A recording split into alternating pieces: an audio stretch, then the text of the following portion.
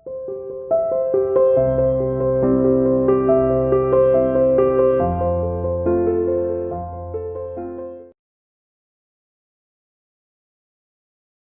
students, welcome to CR International School online classes. Dear students, today we will discuss next lesson number 14, trial balance and errors. और इसकी first part आपके सामने आ रहा है। Trial balance क्या होता है एंड एरर्स। ट्रायल माने होता है किसी की शुद्धता।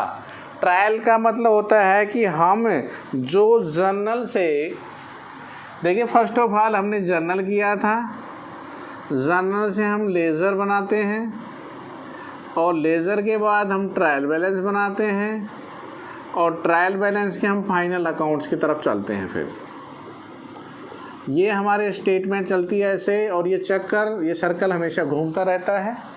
तो देखिए जर्नल होगी, लेज़र की पोस्टिंग, तो ट्रायल बैलेंस, उसके बाद फाइनल अकाउंट आएगा। ट्रायल बैलेंस क्या है? ट्रायल बैलेंस होता है कि लेज़र की जो पोस्टिंग होती है उनकी अर्थमेटिकल एक्यूरेसी, गणितीय शुद्धता की जांच करने के लिए ट्रायल बैलेंस बनाया जाता है कि आपने जो लेज़र में पोस्टिंग की है वो सही है या गलत है, उसके लिए ट्रायल बैलेंस। एरर्स माने होते हैं अशुद्धियाँ, कि अगर कोई अशुद्धि है तो उसको ट्रायल बैलेंस के माध्यम से हम देखकर ठीक कर सकते हैं। तो ट्रायल बैलेंस केवल जो लेज़र से पोस्टिंग हुई है उसकी अर्थमेटिकल एक्यूरेसी को जानने के लिए हम ट्रायल बैलेंस मेंटेन करते हैं। ट्रायल बैलेंस का क्या फॉर्मेट है, कैसे बनाया जाता है? चलो ट्रायल बैलेंस को प्रिपरेशन आप करेंगे तो what is your format according to trial balance. क्या फॉर्मेट को आपने ध्यान देना है, लिखना है ट्रायल बैलेंस ओ,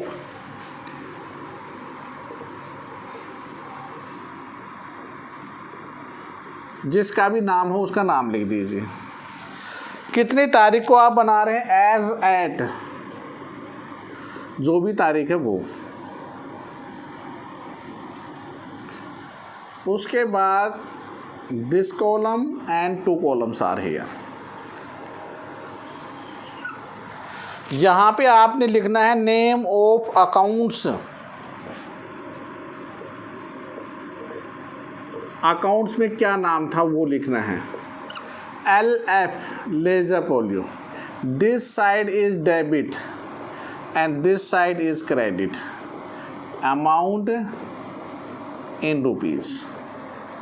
ये है फॉर्मेट ट्रायल बैलेंस का। तो लेज़र की जब पोस्टिंग हुई थी उसमें हमने सिर्फ ये देखना है कि कौन कौन सा अमाउंट जो लिखा गया है डियर स्टूडेंट्स, उनको डेबिट और क्रेडिट। तो लेज़र पोस्टिंग जब की थी तो आपको ये पता लगा था कि डेबिट का क्या बैलेंस और क्रेडिट का क्या बैलेंस है। छोटा सा मैं एक अकाउंट लेके चलूँगा, फिर उसके बाद आपको बताएंगे। First of all for example, जैसे आपने ये कैश अकाउंट बना रहे हैं और कैश में 2 आपका इधर लिखा हुआ है, इधर आप बाई बैलेंस CD करते हैं। मैंने एक बात कही थी, जो साइड ज़्यादा होगी, ये डेबिट ये क्रेडिट, वही बैलेंस कहलाएगा। डेबिट साइड ज़्यादा है तो डेबिट बैलेंस होगा, क्रेडिट साइड ज़्यादा है तो क्रेडिट बैलेंस होगा। Is that clear?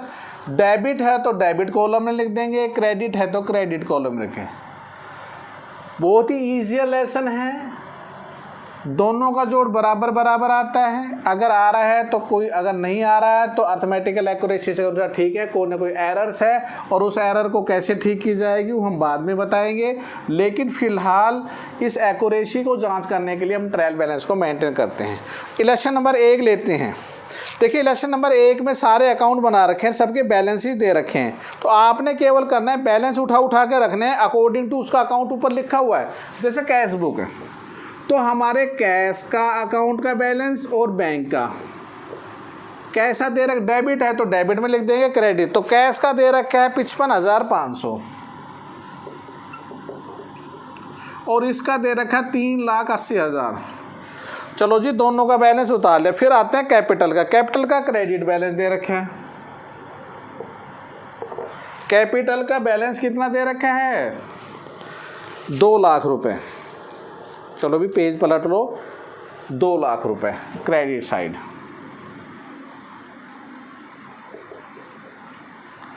उसके बाद परचेज आ गया। परचेज का कैसा बैलेंस होता है? परचेज का डेबिट।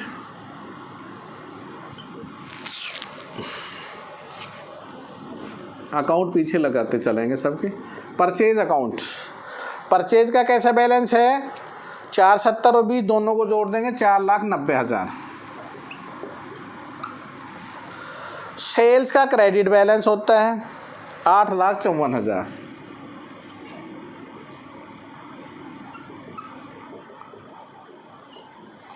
उसके बाद सेल के बाद दे रखा है दिनेश। दिनेश क्या है? डेटर, तो नाम लिख देंगे दिनेश का।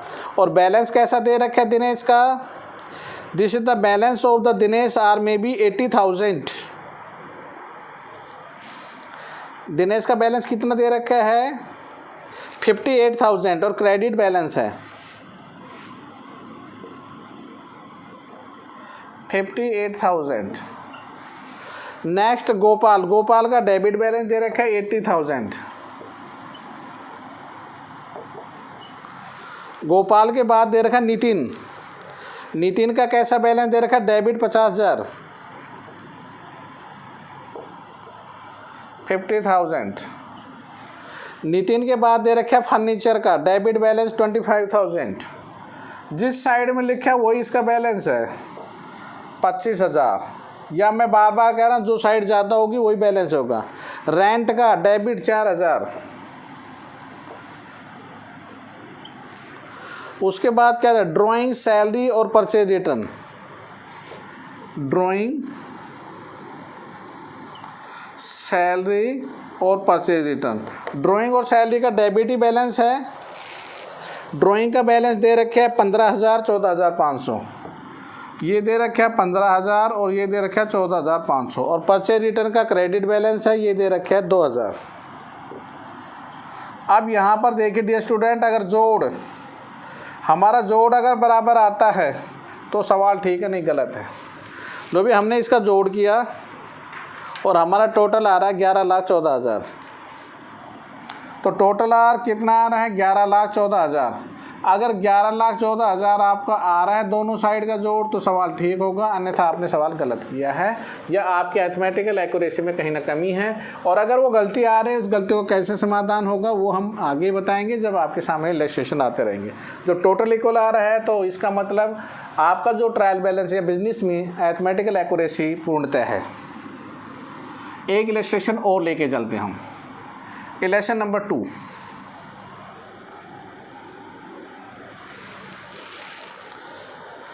टू करने से पहले मैं कुछ बातें आपको बताने जा रहा हूँ, ये ध्यान देना। ये बातें ध्यान रखोगे आप हमेशा सवाल ठीक होगा। नंबर 1, ऑल एसेट्स, जितनी भी एसेट्स होती हैं उनके डेबिट बैलेंस होते हैं। जितनी भी लायबिलिटीज़ होती हैं उनके क्रेडिट बैलेंस होते हैं। परचेज का डेबिट बैलेंस होता है, सेल का क्रेडिट बैलेंस होता है, परचेज रिटर्न का क्रेडिट बैलेंस होता है, सेल्स रिटर्न का डेबिट बैलेंस होता है। जितने भी एक्सपेंसेस होंगे सबका डेबिट बैलेंस होगा। जितने भी इनकम होगी सबका क्रेडिट बैलेंस होगा। इन बातों का अगर आप ध्यान रखेंगे तो आप ट्रायल बैलेंस को सो ईजिली बना लेंगे। फिर बता देता हूँ, all assets are shown that debit balance, liabilities credit होती हैं, परचेज का डेबिट होगा, सेल का क्रेडिट होगा, परचेज रिटर्न क्रेडिट होगी, सेल्स रिटर्न डेबिट होगी, एक्सपेंसेस सारे डेबिट होंगे, इनकम सारी क्रेडिट होगी। Okay students, I hope that आपको बहुत अच्छी तरह समझ में आ गया होगा। अब इलस्ट्रेशन नंबर 2 हम लेके चलते हैं।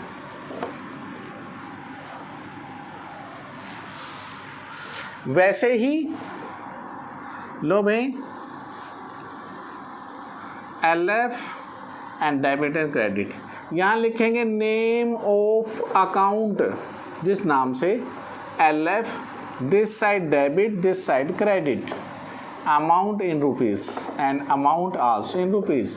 ऊपर लिख दिया ट्रायल बैलेंस, जिसका नाम और तारीख एज एट जब भी बना रहे हो आप। Okay, opening stock debit balance, opening stock का डेबिट बैलेंस होता है और ओपनिंग स्टॉक है 20,000 रुपये। खाली आपने तो डेबिट और क्रेडिट भरना है जो भी दे रखा है। Purchase debit balance 85,000, purchase return credit balance 5,000, sales credit balance 1,60,000, sales return debit balance 6,200। उसके बाद रेंट सैलरी एडवर्टीजमेंट, तीनों के क्या हैं, रेंट का भी, सैलरी का भी, एडवर्टीजमेंट का भी, सबके डेबिट बैलेंस है क्योंकि एक्सपेंसेस है ना। कितना है रेंट सैलरी, आपका रेंट है 1200, 5700, 880, 1200, 5700, 880। उसके बाद चलिए भाई, कमीशन रिसीव्ड डिस्काउंट क्रेडिट है, खुद बता रहा है कमीशन रिसीव्ड और डिस्काउंट क्रेडिट दोनों के क्रेडिट बैलेंस। कमीशन कितना रिसीव्ड हो रहा है, कमीशन रिसीव्ड है 1440 और 710, 1440 और 710। उसके बाद furniture machinery debtor all debit balance, furniture machinery and debtor, furniture का डेबिट बैलेंस एक साइड कंप्लीट होती जा रही है हमारी 6,000, 62,000, 36,000, 6,000, 62,000 और 36,000। चलो जी, यहाँ तक समझ में आ गया एक साइड। अब दूसरी साइड लेके चलेंगे।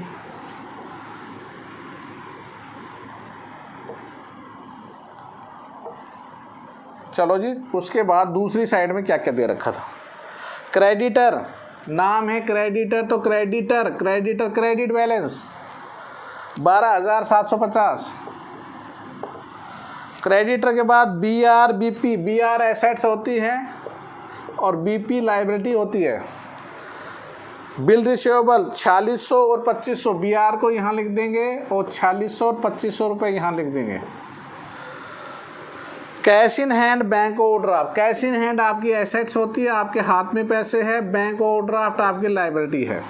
तो कैश इन हैंड कितना दे रखा है 11,220 और 10,000, तो 11,220 को तो इधर लिख देंगे और 10,000 इधर लिख देंगे, हो गया। उसके बाद इंटरेस्ट ऑन 1,800 रुपये देना पड़ेगा, खर्चा है, बैंक ओवरड्राफ्ट पे 1,800 रुपये ब्याज देना पड़ेगा, एक्सपेंसेस। कैपिटल ड्राइंग, कैपिटल हमारी लाइबिलिटी होती है और ड्राइंग हमारी एसेट्स होती है। कैपिटल हमें कितनी दे रखी है 50,000 और ड्राइंग्स 7,800, 50,000 इधर लिख देंगे और 7,800 इधर लिख देंगे। उसके बाद इनपुट, देखिए इनपुट डेबिट होती है, आउटपुट क्रेडिट होती है। इनपुट परचेज के साथ होती है, input CGST, input SGST। CGST input कितनी कितनी दे रखी है 5,000 5,000, तो ये तो 5,000 5,000 इधर आ गए। और जो आउटपुट होगी CGST SGST उनका क्रेडिट बैलेंस होता है 8,000 8,000। Okay students, I hope that बहुत अच्छी तरह समझ में आया होगा आपको। अब हम इनका टोटल कर देंगे। टोटल देखिए कितना आ रहा है 2,58,400, 2,58,400। जोड़ हमेशा बराबर बराबर आता है। इफ यदि ना आए तो वो आगे की स्थिति आएगी, अगर ऐसा नहीं आता है तो फिर वो एरर्स होती हैं। देखिए अभी हम क्या कर रहे हैं, ट्रायल बैलेंस से अर्थमेटिकल एक्यूरेसी की जानकारी कर रहे हैं कि एक्चुअल में हमारा जो सवाल है वो बिल्कुल दोनों का टोटल, क्योंकि जैसे तराजू के दोनों साइड में बराबर वजन रख दिया जाता है तो इक्वल आता है, ऐसे बराबर बराबर रखा हुआ है, क्योंकि डेबिट और क्रेडिट जितनी भी एंट्री करते हैं वो इक्विवेलेंट होती हैं। डियर स्टूडेंट्स, आपने जनरल में पढ़ा हुआ है, क्योंकि ड्यूअल एस्पेक्ट होता है इसलिए। Okay students, I hope that आपको बहुत अच्छी तरह समझ में आया होगा ट्रायल बैलेंस के रिगार्डिंग। एक बार फिर मैं थोड़ा सा रिपीट कर देता हूँ ट्रायल बैलेंस बनाने का। ट्रायल बैलेंस आखिर क्यों बनाया जाता है, अर्थमेटिकल एक्यूरेसी की जानकारी के लिए बनाया जाता है। सम इम्पोर्टेंट रूल्स जो मैंने लिखे थे एक बार फिर रिपीट में मार देता हूँ। नंबर 1, जितनी भी एसेट्स हैं उनको आप डेबिट बैलेंस में करेंगे, जितनी भी लायबिलिटीज़ हैं उनको क्रेडिट करेंगे। परचेज हमेशा डेबिट होगी, सेल हमेशा क्रेडिट होगी। परचेज रिटर्न, जिसे रिटर्न आउटवर्ड भी बोलते हैं, ये हमेशा क्रेडिट होगी। सेल रिटर्न, जिसे रिटर्न इनवर्ड्स के नाम से जानते हैं, डेबिट होगी। ऑल एक्सपेंसेस, जितने भी खर्चे हैं सब डेबिट होंगे, और जितने भी इनकम हैं वो आपकी सारी क्रेडिट होगी। तो these rules are followed maintain by the trial balance. आप बनाते समय 8 बातें विशेष ध्यान रखना, आपका ट्रायल बैलेंस बहुत ही ईजियर कंसेप्ट के तरीके से आई होप दैट बन जाएगा। ओके, तो पहले 2 इलस्ट्रेशन आपने करने हैं प्रैक्टिस नोटबुक में और फेयर नोट। चलो आप अपने होमवर्क की तरफ चलते हैं। देखिए आपका होमवर्क क्या है। Illustration number 1 to 2 in the practice notebook, and also your homework the exercise regarding very simple lesson है आपका 1 to 2 also in the fair notebook. If any problem regarding of this please contact my WhatsApp number 9416586639। Okay students, I hope that आपको बहुत अच्छी तरह समझ आया होगा। और dear students, please Google Meet live classes भी रेगुलर ज्वाइन करें। Okay student, thank you, stay home, stay safe, goodbye, have a good